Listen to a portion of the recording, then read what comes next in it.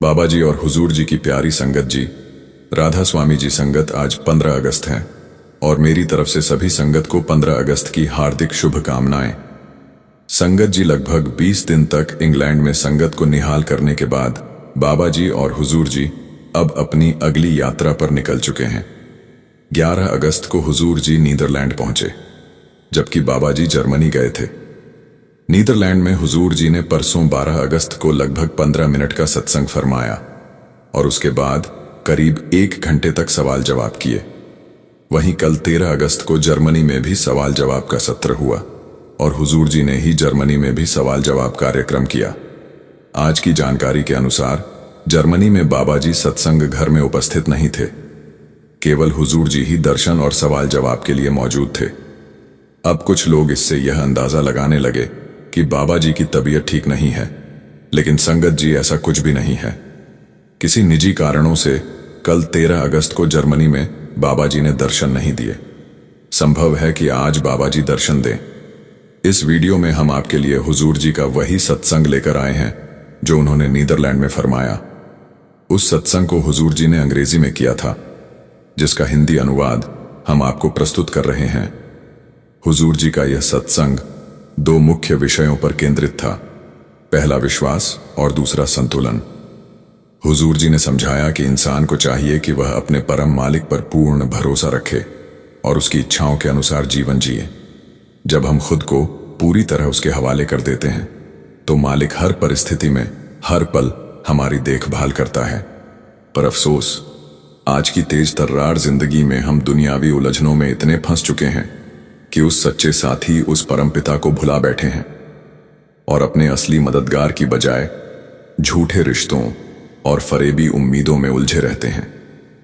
हुजूर जी ने यह भी कहा कि रोजमर्रा की भागदौड़ में हम अक्सर दूसरों के लिए समय निकाल लेते हैं, चाहे मीटिंग हो, पार्टी हो या सैर सपाटा।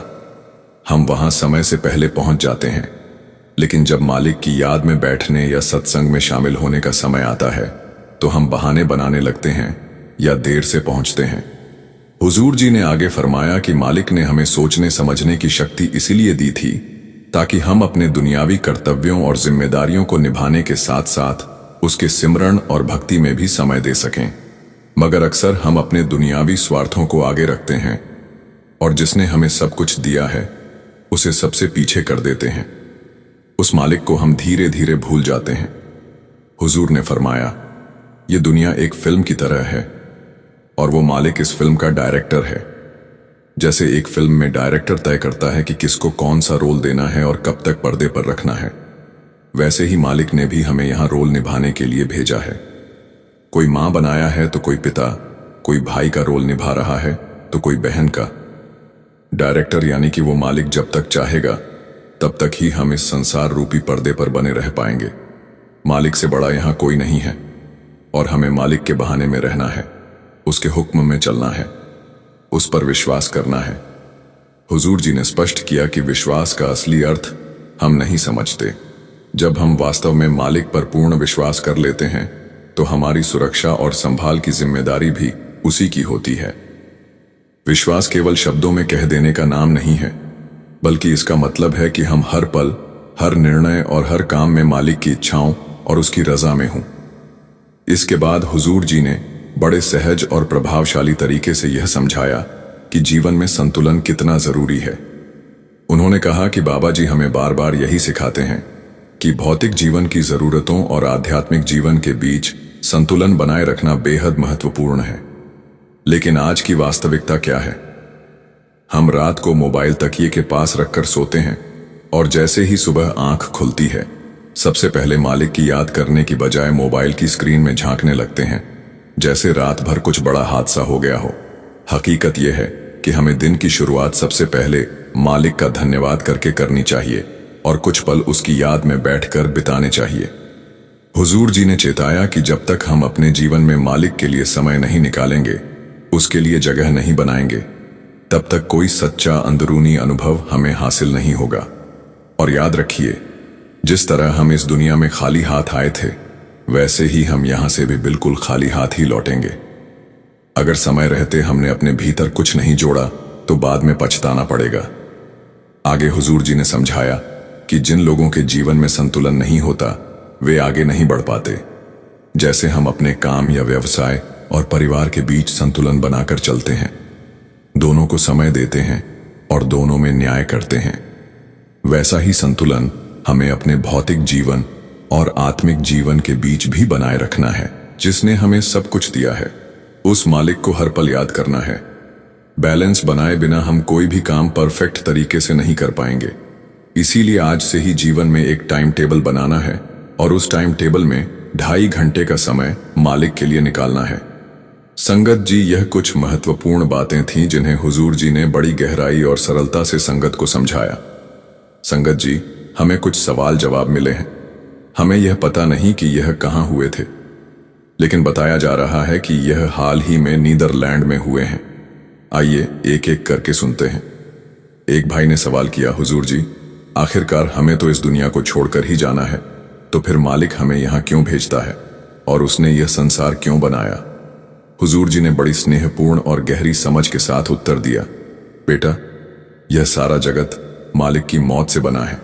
यह उसकी एक लीला है। इस धरती को एक रंगमंच की तरह समझो, जहां आत्माएं अपने कर्मों का हिसाब चुकाने आती हैं। यह संसार कर्मों और भोगों का है। हर रूह यहां कुछ सीखने, समझने, अच्छे बुरे कर्म करने और अपने किए गए कर्मों का परिणाम भुगतने आती है। जब उसका सारा कर्म पूरा हो जाता है तो मालिक उसे वापस अपने असली घर बुला लेता है, और यदि कर्म रह जाते हैं तो बार बार आना जाना पड़ता है। इसके बाद एक बहन ने भावुक होकर पूछा, हुजूर जी, मैं खुद को बहुत कमजोर महसूस करती हूं। मेरे अंदर आत्मविश्वास की कमी है। मुझे लगता है मैं दूसरों से कमजोर हूं। हुजूर जी ने मुस्कुराते हुए और स्नेह के साथ कहा, बेटा, महिलाएं असल में भीतर से बहुत मजबूत होती हैं और आज के समय में नारी को और भी सशक्त बनने की जरूरत है। अपने भीतर की ताकत को पहचानो। तुम किसी से कम नहीं हो। अपने ऊपर विश्वास रखो। जो तुम चाहो वह कर सकती हो। ताकत शरीर से नहीं आती बल्कि आत्मविश्वास से पैदा होती है। खुद पर विश्वास रखो। अपनी कमजोरी दूसरों को मत दिखाओ।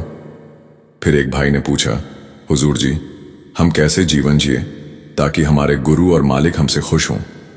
उनकी खुशी कैसे पा सकते हैं? हुजूर जी ने सरल और स्पष्ट उत्तर दिया, जिस रास्ते पर तुम्हें नाम दान के समय चलने को कहा गया उसी पर चलो। वही बातें तुम्हारे जीवन की नींव बननी चाहिए। संतुलन बनाए रखो। दुनियावी जिम्मेदारियों को निभाओ और अपने आत्मिक विकास के लिए भी समय निकालो। और अगर किसी को नाम दान नहीं मिला है तब भी संतुलित जीवन जीते हुए अच्छा इंसान बनो और मालिक की इच्छा में रहो। जो इंसान दूसरों के दुख को देखकर दुखी होता है वह मालिक को सबसे प्यारा लगता है। फिर एक भाई ने पूछा, हुजूर जी, यह पवित्र ग्रंथ और पोथियां कितनी महत्वपूर्ण हैं? आज के समय में इनकी क्या महत्वता है और सद्गुरु की हमारे जीवन में भूमिका क्या है? क्या सिर्फ पोथियां पढ़ लेने से रूहानी तरक्की हो सकती है या फिर हमें गुरु की जरूरत पड़ती है? हुजूर जी ने बड़े सुंदर ढंग से समझाया, जब हम ग्रंथ पढ़ते हैं तो ज्ञान मिलता है, लेकिन उसकी गहराई हमारी उम्र, समझ और अनुभव पर निर्भर करती है। एक बच्चा यदि कोई पोथी पढ़ेगा तो उसकी समझ अलग होगी। वही पोथी कोई अनुभवी पढ़े तो उसमें छिपे अर्थ को पकड़ पाएगा। इसलिए समय के साथ ग्रंथों की व्याख्या बदलती रहती है। जो महापुरुष इन्हें लिखते हैं वे केवल शब्द नहीं छोड़ते बल्कि अपने जीवन का अनुभव और आत्मिक कमाई हमारे लिए छोड़ जाते हैं। लेकिन केवल पढ़ने से कुछ नहीं होगा। जब तक हम इन शिक्षाओं को अपने जीवन में उतारेंगे नहीं, तब तक असली लाभ नहीं मिलेगा। आत्मिक तरक्की के लिए एक मार्गदर्शक की भी जरूरत होती है। सिर्फ किताबें पढ़ लेने से कोई डॉक्टर या इंजीनियर नहीं बन जाता। उसके लिए एक अध्यापक की जरूरत होती है। फिर एक बहन ने पूछा, हुजूर जी, हमारे आसपास का माहौल हमारे मन पर कितना असर डालता है? हुजूर जी ने सुंदर ढंग से जवाब दिया, हमारा मन बहुत संवेदनशील है। वह जिस वातावरण में रहता है वैसा ही बन जाता है। सत्संग, सेवा और संगत का असली उद्देश्य यही है कि मन को ऐसा माहौल मिले जो उसे सही दिशा में ले जाए। जैसे फूल को खुशबू फैलाने के लिए सही मिट्टी चाहिए, वैसे ही मन की रूहानी तरक्की के लिए अच्छे वातावरण की जरूरत होती है। आसपास का माहौल हमारे ऊपर बहुत प्रभाव डालता है, इसलिए माहौल को हमेशा पॉजिटिव बनाए रखो। फिर एक बहन ने पूछा, हुजूर जी, मैं सबके साथ अच्छा व्यवहार करती हूं, फिर भी लोग मेरे साथ गलत करते हैं। ऐसा क्यों होता है? हुजूर जी ने शांत भाव से कहा, दूसरों के कर्म उनके अपने हैं, हमें अपने कर्मों पर ध्यान देना चाहिए। यदि कोई हमारे साथ गलत करे तो भुगतान भी उसको ही करना पड़ेगा। इसका मतलब यह नहीं कि हमें भी उसके साथ गलत करना चाहिए। अच्छाई पर टिके रहो, अगर वे बुरा करेंगे तो उसका फल उन्हें मिलेगा। मालिक की अदालत में सबके साथ न्याय होता है। हमें अपनी तरफ से मालिक पर भरोसा रखना है और सही रास्ते पर चलना है। बदले की भावना से कुछ हासिल नहीं होता, और यदि कोई कुछ कहे तो पलटकर जवाब देने की जरूरत नहीं, क्योंकि ऐसा करने से हम भी उसी कर्म में शामिल हो जाते हैं। फिर किसी ने पूछा, हुजूर जी, क्या हमारे कर्मों का हिसाब किताब जरूरी है? लोग कहते हैं कि गुरु जब नाम दान देते हैं तो हमारे कर्म अपने ऊपर ले लेते हैं। हुजूर जी ने गंभीर स्वर में कहा, बेटा, हर इंसान को अपने कर्मों का फल खुद भुगतना पड़ता है।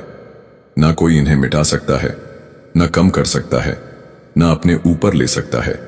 हां, गुरु तुम्हारा सहारा बन सकते हैं, तुम्हारी राह आसान कर सकते हैं और सहन शक्ति दे सकते हैं, लेकिन कर्मों से गुजरना तुम्हें ही होगा। जब तक एक भी कर्म बाकी रहेगा, आत्मा को जन्म मरण के चक्र से गुजरना ही पड़ेगा। फिर एक बहन ने पूछा, हुजूर जी, जब हम आत्मिक मार्ग पर चलते हुए अंदर से प्रेम या विरह की अनुभूति महसूस नहीं कर पाते तो हमें क्या करना चाहिए?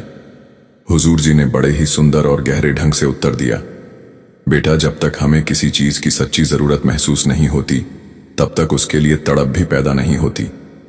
जब तक आत्मा में उस तलाश की भूख नहीं जागती, मन बेचैन नहीं होता। हम बाहर की चीजों को पाने की कोशिश में लगे रहते हैं, कभी यह चाहिए कभी वह, लेकिन असली तृप्ति तो भीतर की यात्रा में है। जब आत्मा को सच्चा सुख चाहिए होगा, तब वह स्वयं रास्ता ढूंढ लेगी। फिर किसी ने पूछा, हुजूर जी, अच्छा सेवक बनने के लिए क्या करना चाहिए?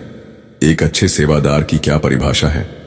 हुजूर जी ने कहा, अच्छा सेवक वही है जो मालिक के आदेश में चले, जो हिसाब किताब ना करे, जो लेने की बजाय देने में विश्वास रखे, और जो बिना किसी स्वार्थ के सेवा करे।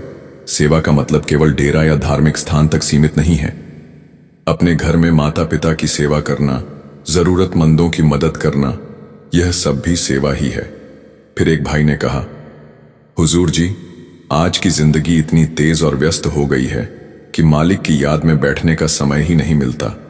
हम कोशिश तो करते हैं, लेकिन रोजमर्रा की जिम्मेदारियां बीच में आ जाती हैं।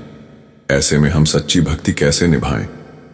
हुजूर जी ने उत्तर दिया, बेटा, समय तो हर किसी के पास है, फर्क यह है कि हम उसे किसके लिए इस्तेमाल करते हैं।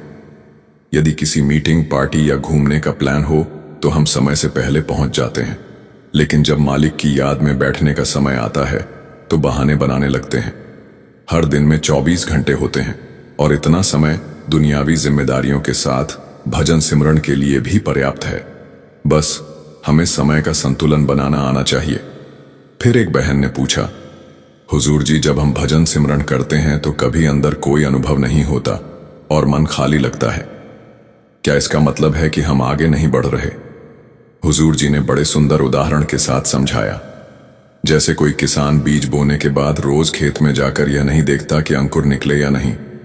वह पानी देता है, खाद्य डालता है और भरोसा रखता है कि समय आने पर फसल जरूर निकलेगी। भजन सिमरन भी ऐसा ही है। आज अनुभव ना हो, इसका मतलब यह नहीं कि मेहनत बेकार है। मेहनत करोगे तो फल जरूर मिलेगा। फिर एक बहन ने पूछा, हुजूर जी, कई बार परिवार में मतभेद होते हैं और गुस्सा आता है। क्या गुस्सा आना गलत है? क्योंकि मुझे कभी कभी गुस्सा आ जाता है। हुजूर जी ने समझाया, गुस्सा आना स्वाभाविक है, लेकिन ध्यान रखें कि उस गुस्से में कोई गलत शब्द ना निकले और कोई गलत कर्म ना हो। मन को संभालना सीखो। पानी अगर बहता रहे तो नियंत्रित रहता है, लेकिन बांध टूट जाए तो बाढ़ ला देता है। गुस्से को बहने दो, अपने अंदर इकट्ठा मत होने दो, नहीं तो गुस्सा बदले की भावना बन जाता है। फिर एक लड़के ने पूछा, हुजूर जी, अगर कोई हमारी अच्छाई का फायदा उठाए तो क्या हमें खुद को बदल लेना चाहिए? हुजूर जी ने उत्तर दिया, नहीं बेटा, अपना स्वभाव मत बदलो। अगर सूरज इस डर से अपनी रोशनी देना बंद कर दे कि कोई उसका गलत इस्तेमाल करेगा, तो इस संसार में अंधेरा ही रहेगा। सूरज का काम है चमकना। इसी तरह आप भी अपनी अच्छाई बनाए रखो, चाहे लोग उसका जैसा भी इस्तेमाल करें, अपनी तरफ से बस अच्छा करना है। फिर किसी ने पूछा, हुजूर जी मैं मालिक से अरदास करता हूं, लेकिन लगता है कि मालिक मेरी अरदास नहीं सुनता। हुजूर जी ने समझाया, बेटा मालिक हमारी अवस्था को जानता है, उसे हमारी अरदास की जरूरत नहीं है। अरदास हम अपने आप को तसल्ली देने के लिए करते हैं। मालिक से कुछ भी छुपा नहीं है। मालिक को पता है कि हमें क्या चाहिए। जब समय आता है तो मालिक हमें वही चीज देता है जो हमारे लिए सही है। फिर एक बहन ने पूछा, हुजूर जी सेवा करते समय अगर मन में अहंकार आ जाए, जैसे कभी कभी मन में आने लगता है कि मैंने बहुत किया या मैं इतनी सेवा करती हूं, तो इस अहंकार को अपने से कैसे दूर करें? हुजूर जी ने कहा, बेटा सेवा करते समय हमेशा याद रखो कि अगर मालिक ना चाहे तो हम अपनी मर्जी से तो एक पत्ता भी नहीं उठा सकते। मालिक हमें ताकत देता है कि हम सेवा कर सकें। इसलिए हमेशा उस मालिक का शुक्र करो कि उसने हमें सेवा करने लायक समझा। याद रखो मालिक हर किसी से सेवा नहीं करवाता। कई बार हम चाहते हैं कि हम सेवा करें, लेकिन फिर भी हमें सेवा नहीं मिल पाती। फिर एक भाई ने पूछा, हुजूर जी अगर हम रोज सिमरन का समय तय करें और किसी दिन मजबूरी में ना कर पाएं तो क्या यह गलती है? हुजूर जी ने उत्तर दिया, मालिक हमारी कोशिश देखता है। यदि हम जानबूझकर टालें तो यह हमारी गलती है, लेकिन कभी मजबूरी आए तो अगले दिन ज्यादा समय देकर बैठ जाओ। फिर एक भाई ने पूछा, हुजूर जी जब हम सत्संग में जाते हैं तो सत्संग को ध्यान से सुनने की कोशिश करते हैं, लेकिन मन बार बार भटक जाता है और हम इधर उधर की बेकार की बातें सोचने लगते हैं। इसे कैसे ठीक करें? हुजूर जी ने जवाब दिया, मन का भटकना स्वाभाविक है, क्योंकि हमने खुद मन की आदतों को बिगाड़ रखा है।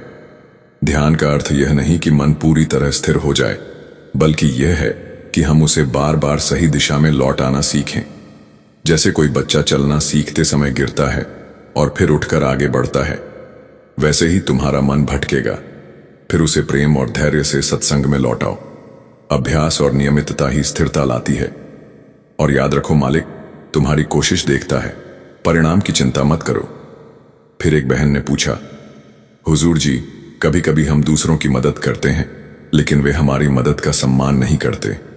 ऐसा महसूस होता है कि हमारी मेहनत व्यर्थ जा रही है। इसका क्या उपाय है? क्या हमें दूसरों की मदद करना बंद कर देना चाहिए? हुजूर जी ने जवाब दिया, बेटा हमें किसी की मदद खुद के सम्मान पाने या तारीफ करवाने के लिए नहीं करनी, और दूसरों का सम्मान और प्रतिक्रिया हमारे हाथ में नहीं है। सेवा का वास्तविक अर्थ ही निस्वार्थ देना है। जब तुम सेवा के लिए किसी से अपेक्षा रखते हो, तब तुम्हारे कर्मों में स्वार्थ आ जाता है। निष्काम मदद करनी चाहिए और बदले में कोई उम्मीद नहीं रखनी चाहिए। फिर एक भाई ने पूछा, हुजूर जी जीवन में कई बार दुहक और कठिनाइयां इतनी बढ़ जाती हैं कि हमारे अंदर मुसीबत से लड़ने की हिम्मत नहीं रहती और हम मुसीबत के सामने हार जाते हैं। हुजूर जी ने समझाया, दुख और कठिनाइयां उन जीवन का हिस्सा है। वे हमें मजबूत बनाने और आत्मा को परखने के लिए आती हैं। हमें मुसीबत से हार नहीं माननी चाहिए, बल्कि पूरी कोशिश करनी चाहिए। आगे जो होना है वह तो मालिक की मौज से ही होना है, लेकिन हमें खुद हार कर नहीं बैठ जाना चाहिए। फिर एक भाई ने थोड़ा संकोच करते हुए पूछा, हुजूर जी कई बार किसी की भलाई के लिए हमें झूठ बोलना पड़ता है। क्या ऐसे झूठ भी पाप के रूप में गिने जाएंगे? हुजूर जी ने गंभीरता से उत्तर दिया, बेटा हर कर्म का अपना असर होता है। चाहे इरादा कितना भी अच्छा क्यों ना हो, कर्म का फल तो रहेगा। इसलिए हमेशा सोच समझकर बोलो और ऐसा कुछ मत करो जो बाद में बोझ बन जाए। सच्चाई और विवेक का पालन करना जरूरी है। इसके बाद एक लड़की भावुक होकर बोली, हुजूर जी आपकी कृपा से मुझे नामदान की पर्ची मिली और आज फिर आपकी मेहर से मैं आपसे मिलने आ पाई। हुजूर जी मुस्कुराते हुए बोले, यह मेरी कृपा नहीं बल्कि उस मालिक की कृपा है जो सबका ख्याल रखता है। यहां जो कुछ भी होता है वह उसकी मर्जी से होता है। हम बस उसके माध्यम से उसकी कृपा का अनुभव करते हैं। फिर एक भाई ने पूछा, हुजूर जी सत्संगों में समझाया गया है कि खुद की पहचान करो, इसका असली मतलब क्या है? हुजूर जी ने कहा, इसका मतलब है अपने भीतर झांकना। अपने अंदर मालिक के दर्शन करना यही असली पहचान है। आज हम जो खुद को बताते हैं वह हमारी असल पहचान नहीं होती। यह पहचान तो तब तक है जब तक हम शरीर के दायरे में हैं। इसी भाई ने फिर पूछा, अगर अंदर दर्शन ना हो तो क्या करें? हुजूर जी ने मुस्कुराते हुए कहा, चिंता मत करो, हमारी जिम्मेदारी केवल मेहनत करना है, बाकी सब मालिक की मर्जी पर है। जब उसकी मेहर होती है तब खुद ही सब दिखाई देने लगता है। फिर एक भाई ने भावुक होकर कहा, हुजूर जी, मैंने इंडिया में बाबा जी से नामदान लिया था और मेरा जीवन बदल गया, लेकिन अभी कुछ दिन पहले मेरे माँ बाप चल बसे और मैं बहुत दुखी हूं। हुजूर जी ने शांति से उत्तर दिया, बेटा, जो आता है उसे जाना ही होता है। यहां कोई भी स्थिर नहीं रह सकता, संत महापुरुष भी नहीं। यहां मालिक की चलती है और किसी की नहीं। हमें बस मालिक की रजा में ही रहना है। वही भाई आगे बोला, बाबा जी, मेरे बच्चे पूछते हैं कि दादा दादी को मालिक ने क्यों बुला लिया? हुजूर जी ने कहा, बेटा, जो चीज मालिक की होती है वह जब चाहे वापस ले सकता है। हमें बस ये समझना चाहिए कि उसने हमें जो दिया था वह वापस ले लिया। हुजूर जी हमें समझाया कि संत महात्मा हमारे दरमियान आते हैं और हमें अपने जीवन का सार समझाते हैं कि हमारा असल घर कौन सा है। हुजूर ने फरमाया, जैसे अब हम कहीं सफर पर जाते हैं तो कोई हमसे पूछता है कि कहाँ जा रहे हो, तो हम खुशी के साथ कहते हैं कि हम अपने घर जा रहे हैं। हुजूर बोले, अपना घर कौन सा है? क्या वो घर अपना है जहां हमने जन्म लिया? हुजूर बोले, अपना असल घर तो सिर्फ एक ही है और वो है सचखंड। हुजूर ने उदाहरण के साथ समझाया। आए जाए सुमाया हुजूर बोले, यह शरीर तो एक दिन मिट्टी में मिल जाएगा। जैसे किसी कार में से इंजन को निकाल लें तो वह एक खाली डिब्बा बनकर रह जाता है, वैसे ही अगर हमारे शरीर में से आत्मा निकल जाए तो यह शरीर सिर्फ एक पुतला रह जाता है। हुजूर बोले, हमारा शरीर असलियत नहीं है, यह तो एक दिन मिट्टी हो जाना है। हुजूर बोले, आज हम सारे भ्रम में जी रहे हैं। मान लो अगर हम हरे रंग का चश्मा लगाकर देखेंगे तो सब कुछ हरा ही दिखाई देगा, लेकिन असलियत तब पता चलेगी जब हम चश्मा उतार कर देखेंगे। हुजूर बोले, यह शरीर जिसको हम असल मान रहे हैं यह असल नहीं है। असल है हमारी आत्मा। आत्मा उस परमात्मा का अंश है जिसको मालिक ने संसार में सीखने के लिए भेजा है। हुजूर बोले, आत्मा का असल घर कौन सा है? कबीर साहब की वाणी है। कहे कबीर, यह राम की अंश आत्मा परमात्मा का अंश है। वाणी में समझाया गया है, आत्म में राम, राम में आत्म जीन्स गुरु। विचारा हुजूर बोले, जैसे बच्चे स्कूल जाते हैं तो उनका मकसद स्कूल से सीख लेने का होता है, लेकिन आखिरकार उन्हें अपने घर ही लौटना होता है, वैसे ही हम सब इस संसार में थोड़े समय के लिए कुछ सीखने आए हैं। हमारा असली घर तो सचखंड है, हमें वहीं वापस लौट कर जाना है। हुजूर जी ने यह भी फरमाया कि यहां आने के बाद चाहे हमने कितने ही देश बनाए हों, कितने ही धर्म मजहब बना लिए हो, लेकिन यह सब असली नहीं है।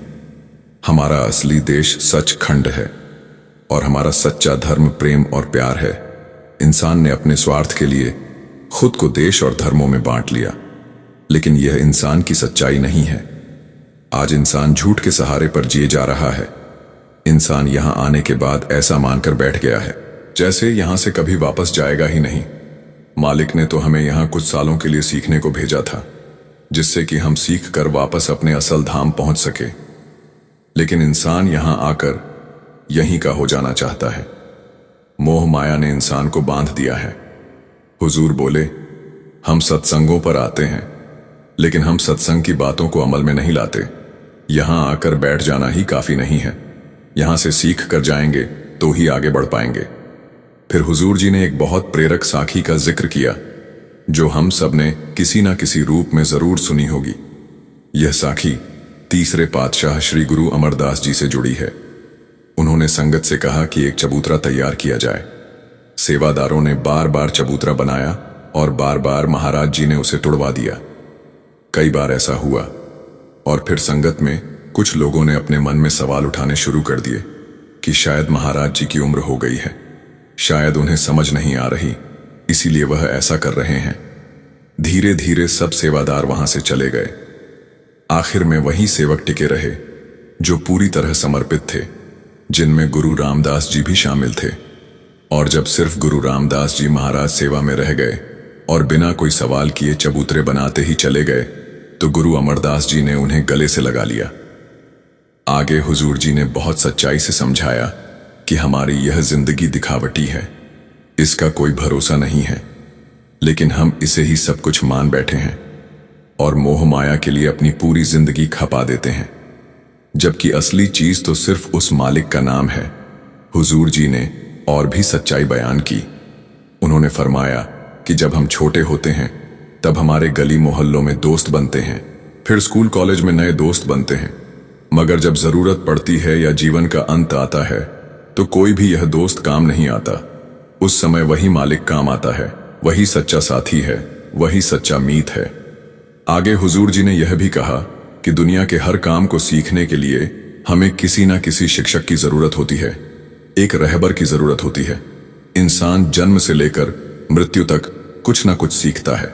बचपन में माँ बाप सिखाते हैं, स्कूल में टीचर सिखाते हैं, कामकाज की जगह पर भी दूसरे लोग सिखाते हैं, लेकिन जब परमार्थ की बात आती है तो इंसान कह देता है, ये कौन सा मुश्किल काम है, यह तो मैं खुद अकेला ही कर लूंगा। हुजूर बोले, किताबें तो बाजार से भी मिल जाती हैं, तो क्या किताबें पढ़ लेने से कोई डॉक्टर या वकील बन जाता है?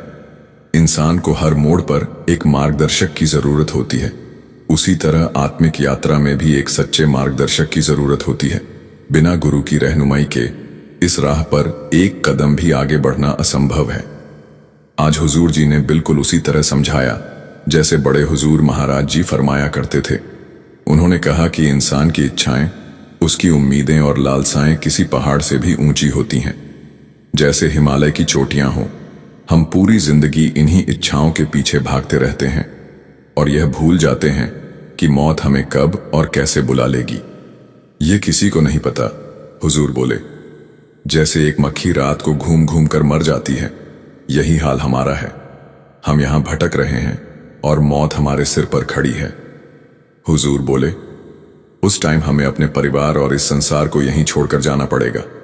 इसलिए हमें सोचना चाहिए कि आखिर इस मानव जीवन का असली मकसद क्या है। हमें वही तलाश करनी चाहिए जिसके लिए हम इस संसार में आए हैं और उसी दिशा में आगे बढ़ना चाहिए।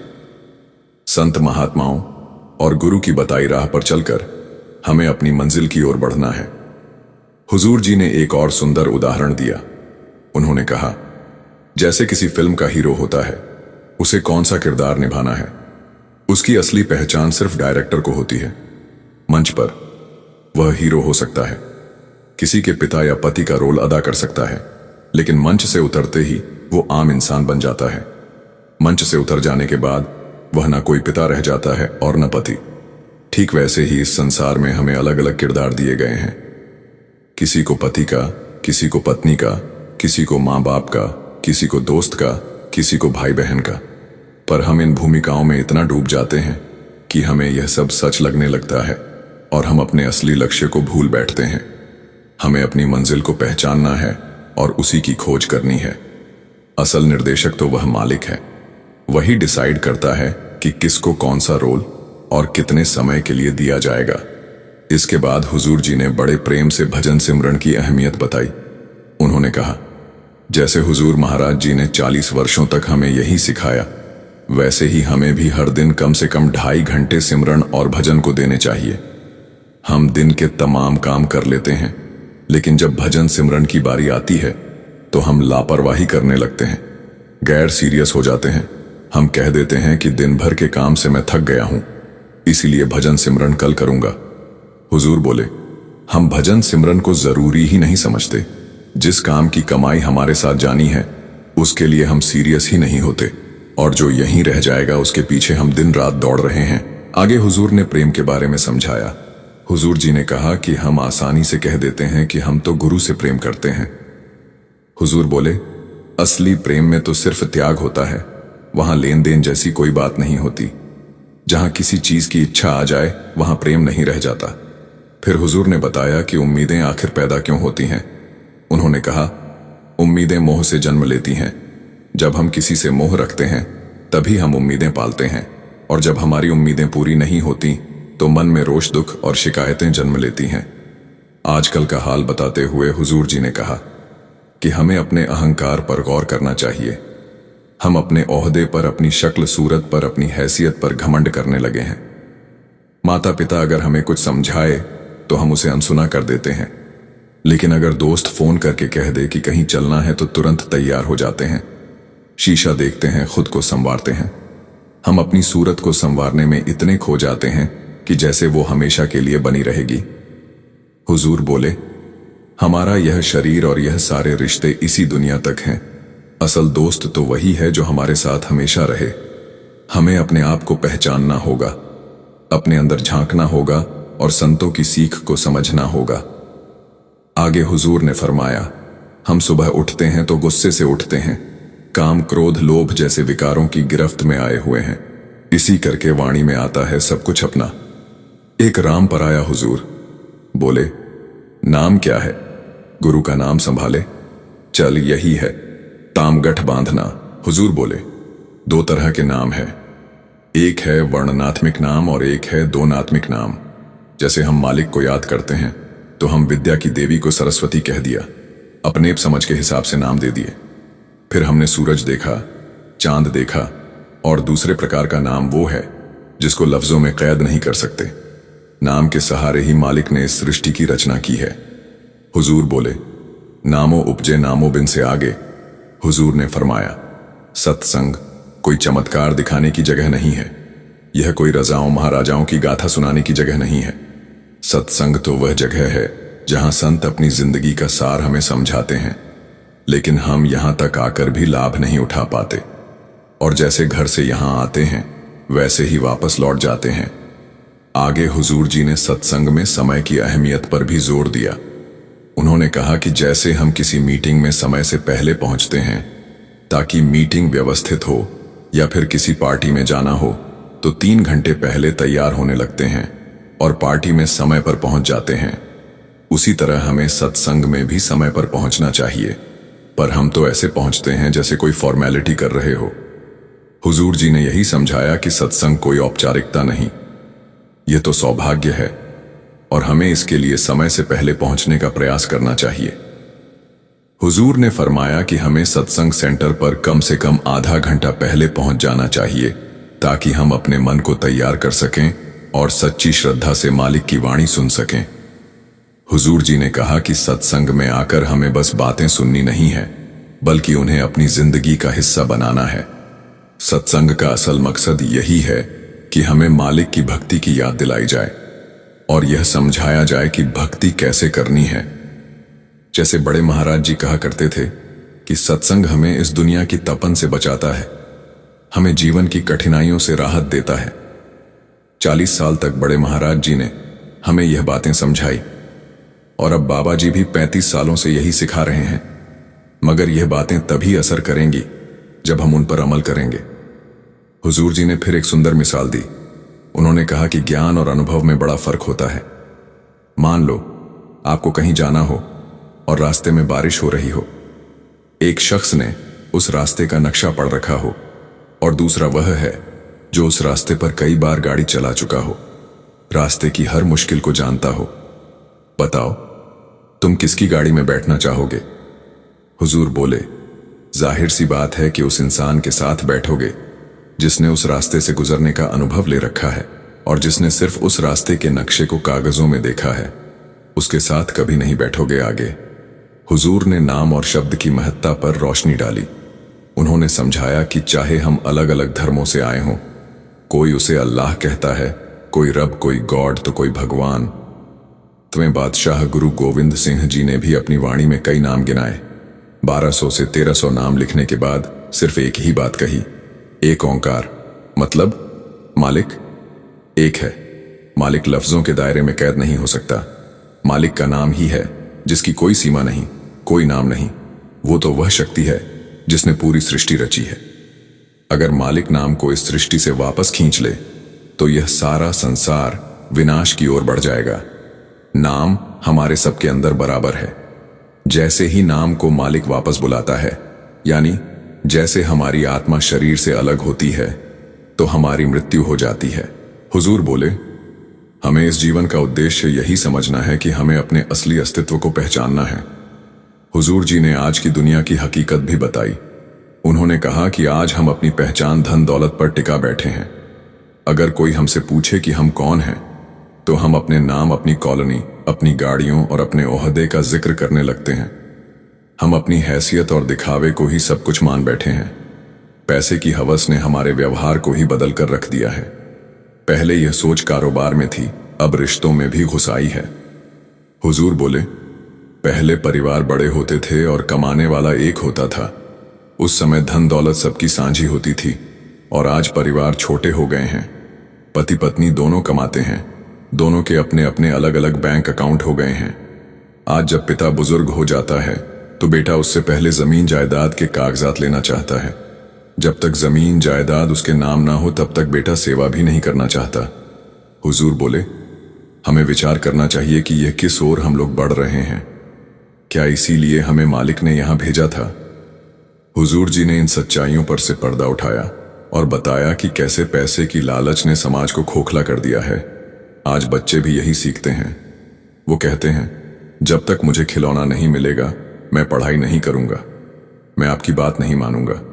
पैसे की यह सोच अब हमारे धर्म और भक्ति में भी आ गई है। हम मंदिरों गुरुद्वारों में चढ़ावा तो देते हैं, लेकिन मालिक से सौदेबाजी करने लगते हैं। हम 800 मंदिरों गुरुद्वारों में देकर वहां से लाखों की अरदास करने लगते हैं। क्या यह भक्ति है? क्या मालिक को नहीं पता कि हमें कब क्या चाहिए? हुजूर जी ने साफ कहा कि भक्ति सौदेबाजी का नाम नहीं है।